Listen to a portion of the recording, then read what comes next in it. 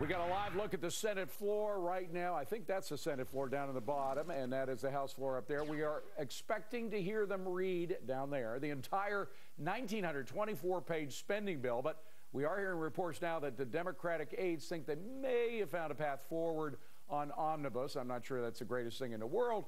That would, of course, get around the GOP insistence that the bill be read aloud, which could take about 35 hours and potentially lead to the government shutdown, about which more. So now let's get ahead of the curve and talk about what might be coming with the next Congress with country music star Larry Gatlin, Fox News contributors Margaret Hoover and Leslie Marshall, who you've seen already tonight. So the bottom line is, Margaret Hoover, will we see any change with a new Congress? And what kind of change? Will it be gridlock?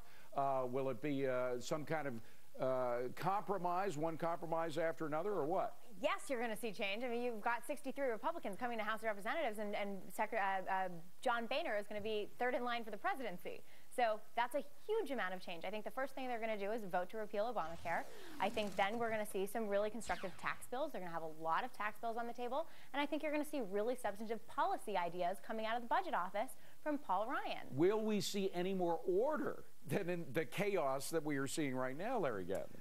Well, you know, a little constructive chaos. I mean, you know, if there really were a government shutdown, wouldn't that be wonderful? I mean, how much worse could it be if they just shut down? If shutting the government down means that that Nancy's not going to fly home in a G5 that I'm paying for the gas, I say shut the darn thing down. So the coming year, yes, I believe they're going to be, like say, a piece at a time. Obamacare is going to, they're going to pick away at that. I hope the scoundrels we voted in are better than the scoundrels we voted out. It remains to be seen. But yes, there will be change. There's no question. Leslie, what are we going to see come January 1? Well, first, I'm disappointed Larry didn't sing his answer. I was waiting for that. Don't encourage him. I can. Don't encourage him, Leslie. Please, go ahead. Well, of course there are going to be changes, I mean, just in the players. But we have a lot of split on the right side of the aisle amongst the players, because the GOP, you have the Tea Party GOP, and then you have the non-Tea Party GOP. Democrats, you still have some blue dogs that are in, even though many were voted out, and you have the more moderate Democrats and the left-leaning Democrats. So unfortunately, I think we're going to see less accomplished, or the things that are accomplished take a much longer time to accomplish.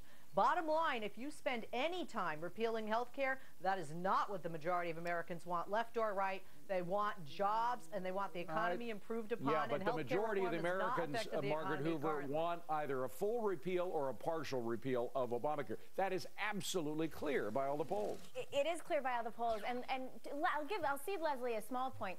She's right. We don't want to see Republicans going in and fighting to repeal Obamacare all year long. They're going to vote for repeal. It'll never pass the Senate. And then systematically, I think we will constructively be able to repeal parts of it. By the way, I don't want you to repeat what you said in the beginning, but we didn't completely fill this hole that we dug here.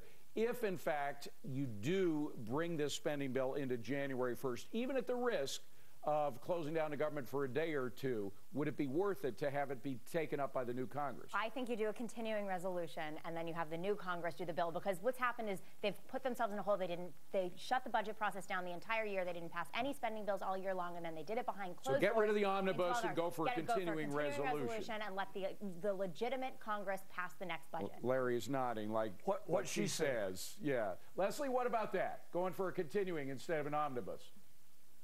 Well, I have to tell you, first of all, calling the next Congress legitimate and this one not legitimate kind of is offensive to me as a voter. It's a lame duck, Leslie. Come on, it's a lame duck session. You know what she's talking about. The bottom line is we have a lot of money that is going to be distributed to Americans, whether it's in the form of a tax break or an unemployment extension, that cannot be ignored. Do I like the earmarks? No, but both Democrats and Republicans I was going to say, Leslie, you just spent the last segment criticizing the illegitimate earmarks that have been put into the tax bill, when all the tax bill really should be is just 3 words: we won't raise taxes. I agree with that.